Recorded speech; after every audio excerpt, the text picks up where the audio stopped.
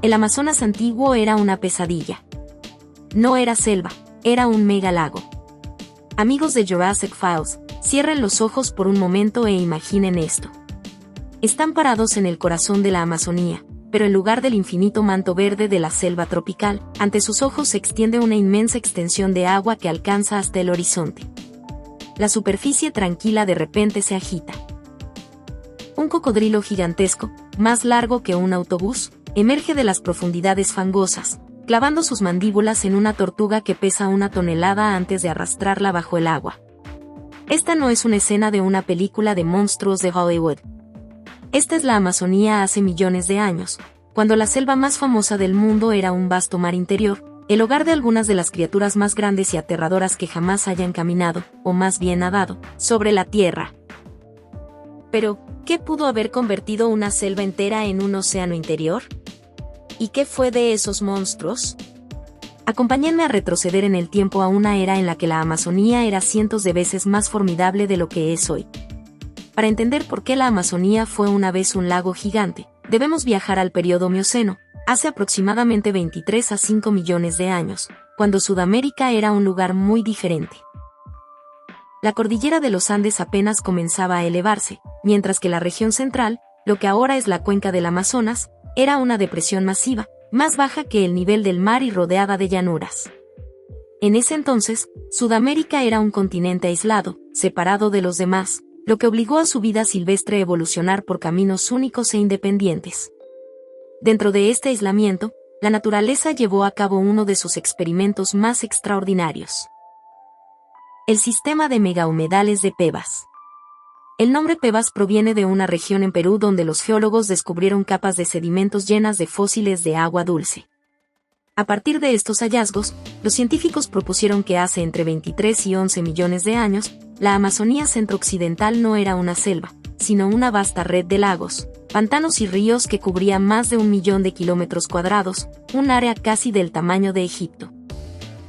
La formación del sistema Pebas estuvo estrechamente ligada al ascenso de los Andes.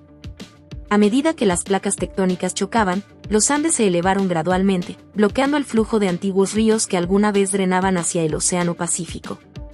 El agua se acumuló, formando un enorme reservorio continental en el corazón del continente. Con el tiempo, esta área se convirtió en una vasta red de lagos interconectados y ríos de movimiento lento, fangosos, ricos en sedimentos y repletos de vida. Pebas no era un solo lago, sino un laberinto acuático de innumerables canales, pantanos y lagunas. Sus niveles de agua fluctuaban con las estaciones, a veces inundando cientos de kilómetros, para luego retroceder y exponer amplias llanuras de lodo. Gracias a los sedimentos ricos en minerales arrastrados desde los Andes, su ambiente era excepcionalmente fértil, permitiendo que la vida prosperara. Sin embargo, Pebas estaba lleno de paradojas. Algunas zonas contenían agua ligeramente salada debido a influencias del Atlántico, mientras que otras eran dulces o estancadas. Esta mezcla creó un ecosistema de transición único donde peces, tortugas y criaturas acuáticas se adaptaban constantemente, convirtiendo a Pebas en una guardería colosal de la evolución. Los paleontólogos han desenterrado innumerables rastros en los sedimentos amazónicos, conchas de caracoles, mejillones, huesos de peces, dientes de cocodrilo, caparazones de tortugas gigantes e incluso árboles de pantano fosilizados. Todo prueba que esta región fue una vez un vasto ecosistema de agua dulce. Pero el verdadero significado de Pebas no solo radica en su escala o biodiversidad, sino en su papel geológico. Fue la base para el nacimiento del moderno río Amazonas. A medida que los Andes continuaron elevándose, Pebas se fragmentó gradualmente. El agua encontró un nuevo camino hacia el este, fluyendo hacia el Océano Atlántico, marcando el inicio del sistema fluvial más grande del planeta. Hace aproximadamente 10 a 7 millones de años, el lago Pebas desapareció por completo, dejando atrás sedimentos y una base geológica que formó la cuenca amazónica actual. En otras palabras, Pebas fue el ancestro del Amazonas moderno. Sin él, la selva tropical tal como la conocemos no existiría. El lodo rico en nutrientes que dejó atrás alimentó el suelo del bosque, mientras que las especies que sobrevivieron a su colapso se adaptaron y evolucionaron en miles de formas de vida endémicas. Aún así, los científicos no pueden determinar con certeza su tamaño exacto, profundidad o duración. Algunos investigadores creen que no era un lago continuo único, sino más bien un vasto sistema de ríos y pantanos. Independientemente de su forma, todos coinciden en que el sistema Pebas fue una de las mayores extensiones de agua interior en la historia de la Tierra, la cuna de los asombrosos monstruos de la época del Mioceno. Y ese es el escenario para nuestra historia de hoy. Un mundo sumergido en agua, caliente, húmedo e indómito, donde criaturas colosales se alzaron con el dominio, solo para ser borradas por las mismas fuerzas geológicas que las habían creado. Ahora que comprenden que la Amazonía antigua no era una selva, sino un vasto y misterioso lago, sumerjámonos más profundo en ese mundo, en el reino de los verdaderos gobernantes, los gigantescos monstruos que reinaron sobre el lago Pebas hace millones de años. Si el sistema Pebas era un inmenso mundo acuático, entonces Purusaurus era su rey indiscutible, un colosal y despiadado depredador casi invencible.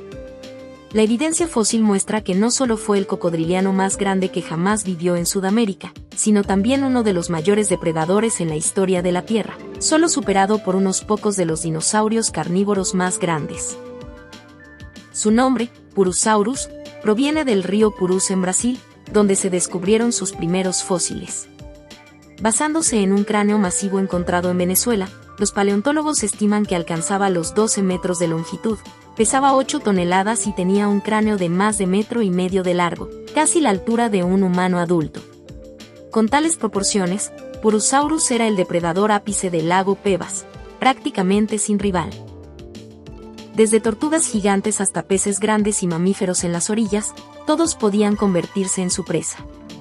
Su fuerza de mordida se estima entre 5.400 y 6.800 kilogramos fuerza por centímetro cuadrado, 3 veces la de un cocodrilo del Nilo y muy superior incluso a la del Tyrannosaurus Rex.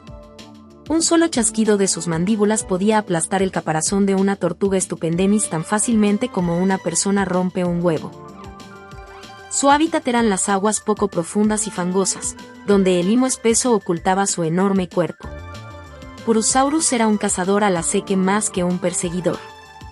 Solo sus ojos y fosas nasales sobresalían por encima de la superficie antes de que emergiera en un movimiento borroso, atrapando a su presa en un instante.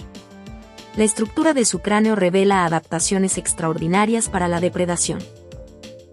En comparación con los cocodrilos modernos, su cráneo era más profundo y grueso, lo que le permitía soportar una presión de mordida inmensa. Sus enormes músculos mandibulares creaban un poder de trituración tremendo. Sus dientes cónicos, cada uno del tamaño de un dedo humano, estaban diseñados no para desgarrar, sino para agarrar y pulverizar, las herramientas perfectas para un maestro del agua. Los fósiles de Purusaurus se han encontrado por toda la cuenca amazónica, desde Venezuela y Colombia hasta Perú y el oeste de Brasil, lo que muestra que estaba muy extendido, dominando todo el sistema Pebas. Esta distribución confirma que la antigua red de humedales estaba interconectada, permitiendo que Purusaurus deambulara libremente, muy parecido a los cocodrilos de agua salada modernos. Una prueba especialmente llamativa es un caparazón de Stupendemis que muestra marcas de mordeduras que coinciden exactamente con los dientes de Purusaurus. Las profundas fracturas revelan el violento encuentro entre dos gigantes prehistóricos, una de las batallas más icónicas del Mioceno. En las aguas turbias, mientras la Stupendemis luchaba por cruzar el pantano, Purusaurus pudo haber embestido desde las sombras, enviando agua volando hacia el cielo antes de arrastrar a la tortuga de 1 tonelada hacia las profundidades. Purusaurus encarnaba el poder crudo y desenfrenado de la naturaleza antigua, una máquina de matar perfecta, producto de millones de años de evolución en un mundo primigenio de humedales. Pero, como todos los imperios, su reinado terminó cuando el lago Pebas desapareció. Aún así, cuando miramos a los fríos ojos de los caimanes amazónicos modernos, aún podemos vislumbrar la tenue sombra de ese rey perdido, Purusaurus, el señor de las aguas del Amazonas. Si Purusaurus era el temible gobernante del lago Pebas, entonces Stupendemis era su gigante gentil, un símbolo de la paciencia y la extraordinaria adaptabilidad de la naturaleza. Los fósiles encontrados en Colombia, Venezuela y Perú muestran que Stupendemis podía alcanzar una longitud de caparazón de 3.3 metros y pesar más de 1 tonelada, aproximadamente el tamaño de un automóvil pequeño. En comparación con la tortuga de río moderna más grande, que mide 0.8 metros y pesa 50 kilogramos, Estupendemis era 6 veces más grande. Su caparazón era grueso, plano y extremadamente resistente, permitiendo un movimiento estable a través de las aguas lentas y fangosas.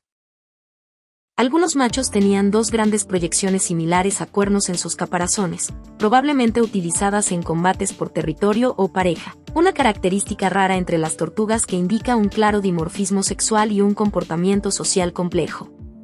Estupendemis alcanzó su tamaño enorme gracias al vasto ambiente rico en alimento y relativamente libre de depredadores del lago Pebas. Solo Purusaurus, el señor de los cocodrilos, era lo suficientemente poderoso como para perforar su armadura. La abundante comida, como algas, plantas acuáticas y cadáveres de peces, aseguraba que Estupendemis viviera bien alimentada. Es probable que nadara lentamente, filtrando alimento del agua, y podía permanecer sumergida durante largos periodos gracias a una gruesa capa de grasa.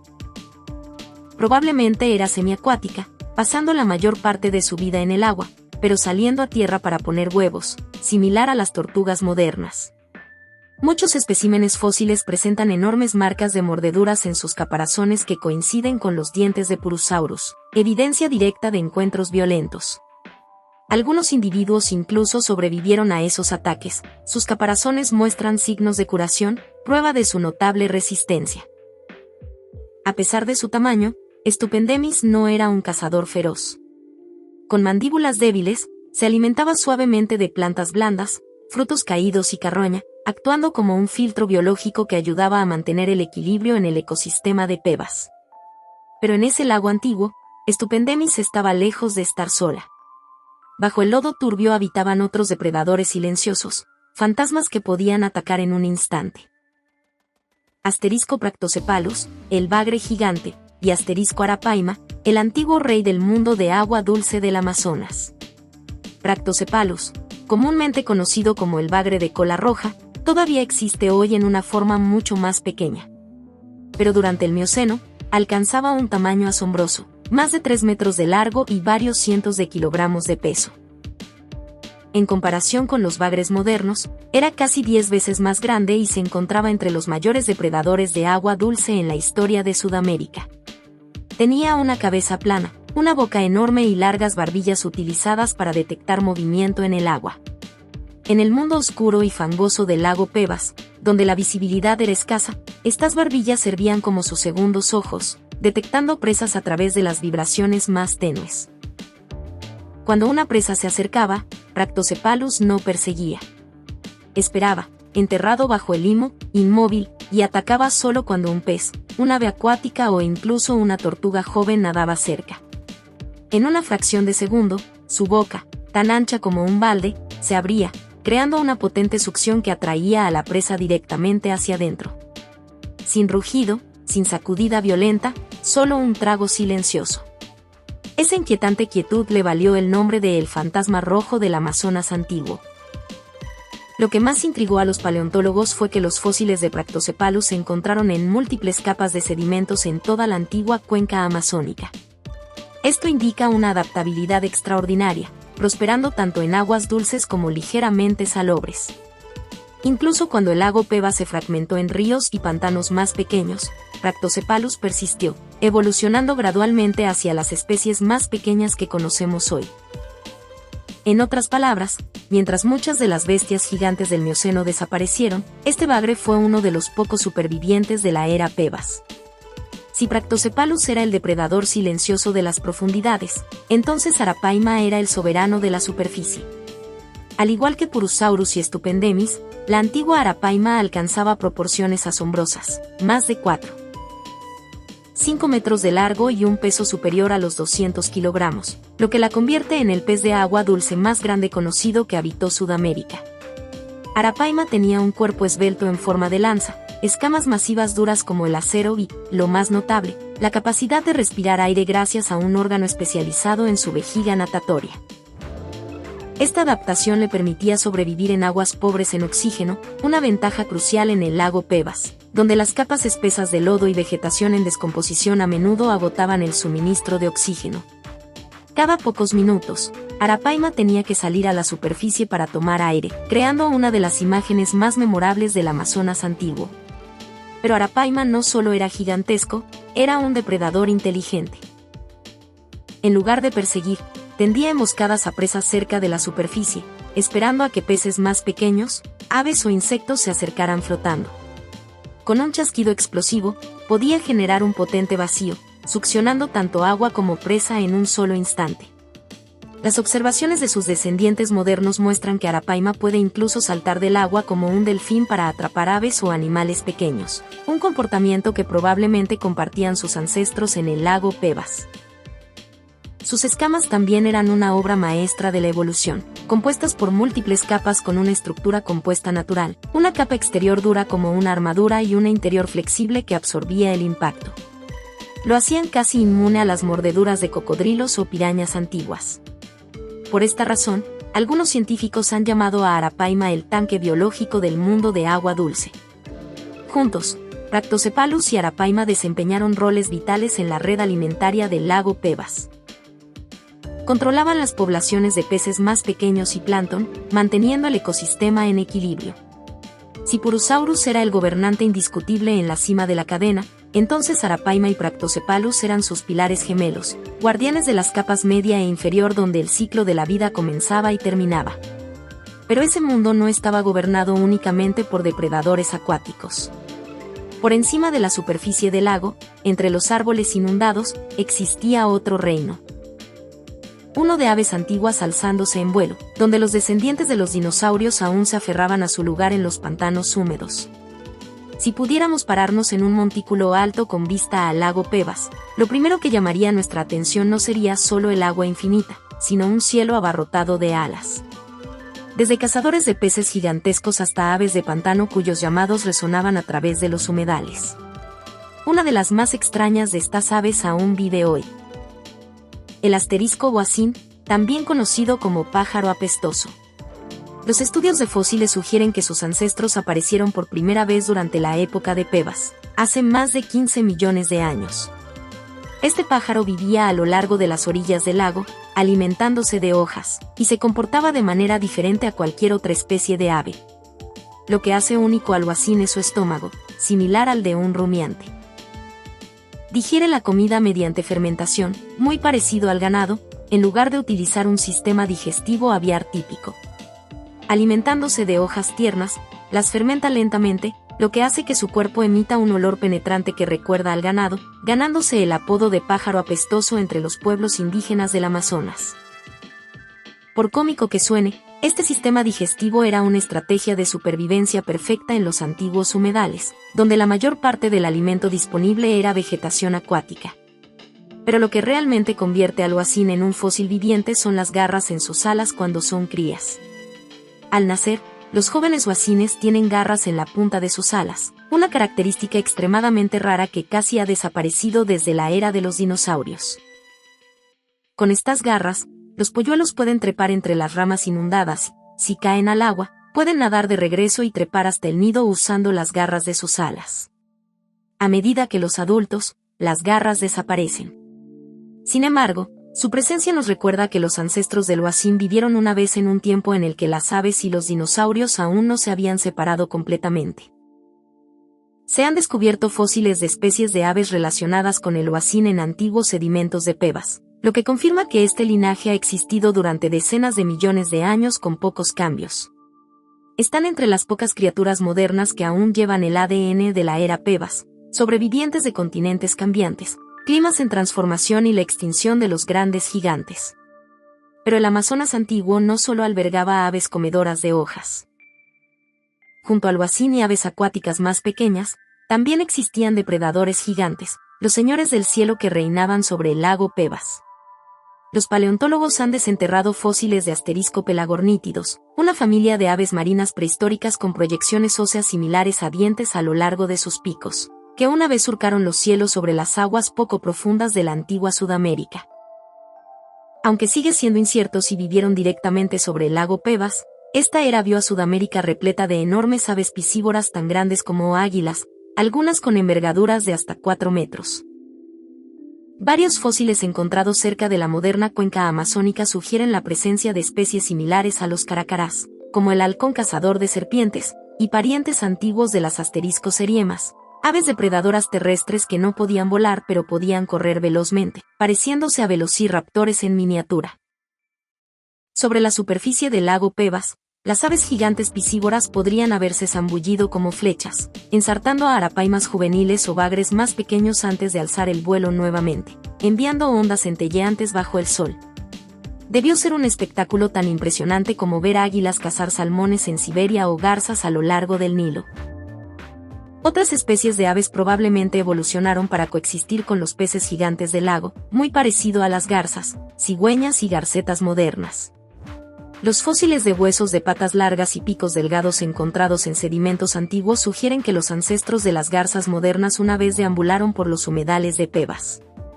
Estas aves podrían haber medido de 1.5 a 2 metros de altura, con las alas extendidas, esperando inmóviles durante horas antes de atacar con una precisión mortal. La evidencia incluso sugiere que en las zonas poco profundas de Pebas vivían aves corredoras no voladoras similares a los modernos asterisco ñandúes sudamericanos. Probablemente se movían entre masas de tierra flotante, alimentándose de peces pequeños, insectos y carroña a lo largo de la orilla del lago. Aunque los fósiles son demasiado fragmentarios para una reconstrucción completa, los paleontólogos creen que el Amazonas antiguo fue un paraíso de aves, hogar de cientos de especies que volaban, vadeaban y corrían a través del mismo vasto paisaje. Cuando las aguas del sistema Pebas se elevaron e inundaron millones de kilómetros cuadrados, gran parte del centro de Sudamérica se transformó en un archipiélago continental, donde tierras elevadas, colinas rocosas y bosques antiguos se convirtieron en islas dispersas en medio de la extensión acuática. En esas islas, la vida continuó adaptándose. Y fue allí donde evolucionaron los primeros primates antiguos y mamíferos del Amazonas, dejando rastros tenues pero evocadores de un capítulo único en la historia evolutiva de Sudamérica. Durante la época del Mioceno, a medida que el agua cubría la mayoría de las llanuras, las tierras altas se convirtieron en oasis biológicos. Cada isla funcionaba como un laboratorio natural donde las poblaciones de animales permanecían aisladas durante miles, incluso millones de años. Separadas por un vasto mar interior, estos grupos aislados evolucionaron de forma independiente, muy parecido a lo que Darwin observaría más tarde en las Islas Galápagos. Algunos primates antiguos desarrollaron adaptaciones especiales a este entorno. Parientes lejanos de los monos del Nuevo Mundo actual, como Asterisco stirtonia, Asterisco sebupitesia y Asterisco neosaimiri, vivían en islas de bosques inundados, alimentándose principalmente de frutas e insectos. Eran mucho más pequeños que sus contrapartes asiáticas o africanas, de solo 40 a 60 centímetros de largo, pero notablemente ágiles. Estos monos podían saltar a través de las copas de los árboles, sus largas colas ayudándoles a mantener el equilibrio, un rasgo que todavía se ve en los monos ardilla y capuchinos modernos. Debido a que el bosque era perpetuamente húmedo y denso, con solo una tenue luz solar filtrándose a través del dosel, estos primates se adaptaron a un estilo de vida tridimensional, viviendo y moviéndose a través de las capas altas del bosque en lugar de en el suelo. La evidencia fósil revela articulaciones de hombros y brazos altamente flexibles, lo que sugiere que eran expertos escaladores y saltadores de ramas, una habilidad esencial en un mundo donde las aguas inferiores escondían cocodrilos purosaurus al acecho.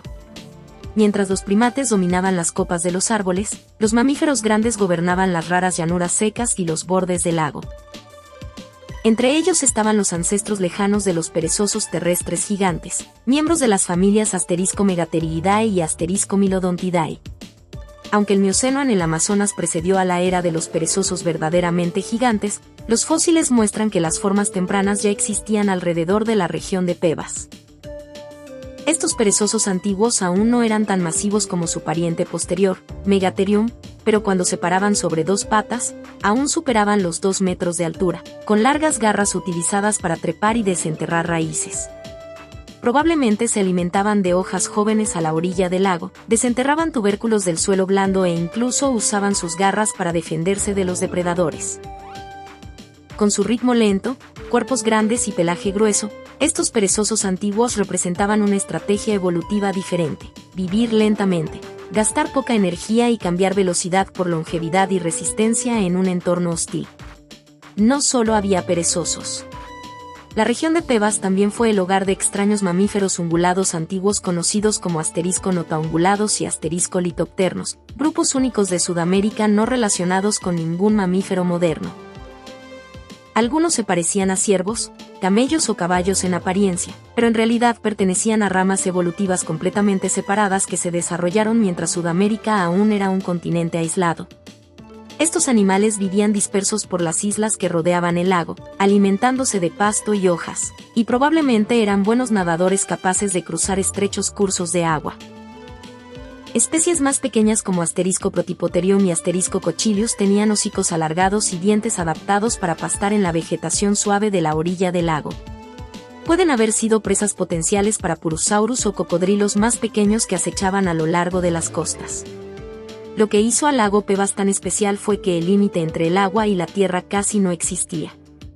Muchos mamíferos antiguos desarrollaron rasgos semiacuáticos para adaptarse a este entorno fluido.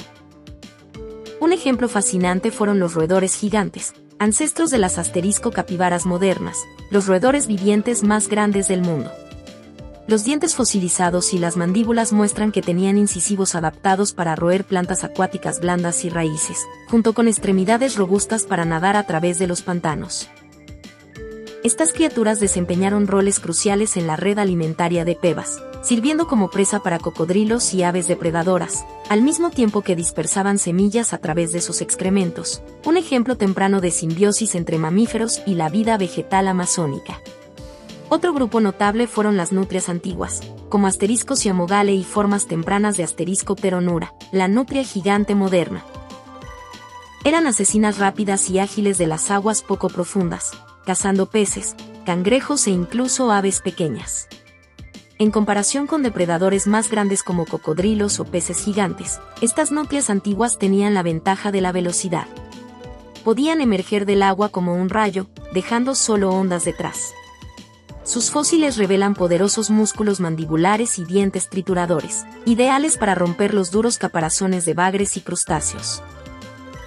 Todo lo que hemos visto, los cocodrilos masivos Purosaurus, la tortuga del tamaño de un automóvil Stupendemis, el pez depredador antiguo Arapaima, las aves que surcaban los pantanos y los monos y perezosos que vivían en las islas boscosas, todo existió gracias a una condición esencial: el sistema de humedales de Pebas aún persistía. Pero en la naturaleza, nada dura para siempre. Hace aproximadamente 10 a 7 millones de años, inmensos cambios geológicos causaron que el megahumedal de Pebas, el vasto mar interior de Sudamérica, desapareciera lentamente. Los mismos Andes que le habían dado vida, finalmente provocaron su fin. A medida que la placa de Nazca se deslizaba bajo la placa sudamericana, los Andes se elevaron más, inclinando el continente hacia el este. Las aguas de Pebas comenzaron a tallar nuevos canales hacia el Atlántico, fusionándose en ríos más pequeños, los precursores del río Amazonas. A medida que las aguas retrocedían, dejaban atrás extensas llanuras aluviales y humedales fangosos. Innumerables criaturas quedaron atrapadas. Purosaurus, Stupendemis y la antigua Arapaima gigante perecieron en los lagos que se secaban. Fue una extinción silenciosa causada no por asteroides o volcanes, sino por el tiempo y la tierra cambiante misma. Durante millones de años, los sedimentos se acumularon, formando el suelo aluvial rojizo-marrón, la base misma de la selva amazónica moderna. Algunas especies se adaptaron y sobrevivieron. Arapaima y el bagre gigante Practocephalus disminuyeron de tamaño, mientras que tortugas y aves acuáticas evolucionaron hacia las especies amazónicas que conocemos hoy. Chiropterosaurus no pudo adaptarse y desapareció, dejando atrás fósiles colosales sepultados en el lodo. Hace unos 7 millones de años, las aguas que ascendían desde los Andes finalmente se abrieron paso hacia el mar, dando a luz al río Amazonas, transportando sedimentos que remodelaron un continente entero. Del lodo muerto de Pebas, brotaron bosques, los animales se adaptaron, en un abrir y cerrar de ojos geológico, nació la selva amazónica. La desaparición de Pebas muestra que cada final es el comienzo de una nueva vida. Incluso hoy, cuando el río Amazonas fluye, lleva en su interior la savia del antiguo lago Pebas, nutriendo la tierra como lo ha hecho durante millones de años. Ahora, cuando contemplamos el poderoso Amazonas, serpenteando a través de su extensión verde interminable, Es casi imposible creer que esto fue una vez el fondo de un vasto lago donde monstruos gigantes reinaban y un continente entero yacía bajo las olas. El sistema Pebas ha desaparecido durante millones de años. Sin embargo, su aliento perdura en cada gota de limo, cada pez, cada ave que cruza el cielo amazónico. Es un recordatorio de que la Tierra está siempre cambiando, de que los gobernantes de hoy pueden convertirse en los recuerdos de mañana. Y si se sienten fascinados por la historia de este mundo perdido, recuerden que cada lluvia sobre el Amazonas hoy es el eco distante del antiguo Pebas, que aún susurra el milagroso cuento de la perseverancia de la vida. Si les ha fascinado este viaje a la Amazonía prehistórica, un mundo de agua y monstruos que desafía la imaginación, no olviden suscribirse a Jurassic Files. Cada suscripción nos ayuda a seguir explorando los secretos más profundos de nuestro planeta, desenterrando historias de criaturas perdidas y ecosistemas olvidados. Y si creen que a alguien más le puede interesar conocer la verdadera y aterradora historia de la selva más famosa del mundo, compartan este video. La aventura de descubrir los enigmas de la vida prehistórica continúa, aquí, en Jurassic Files.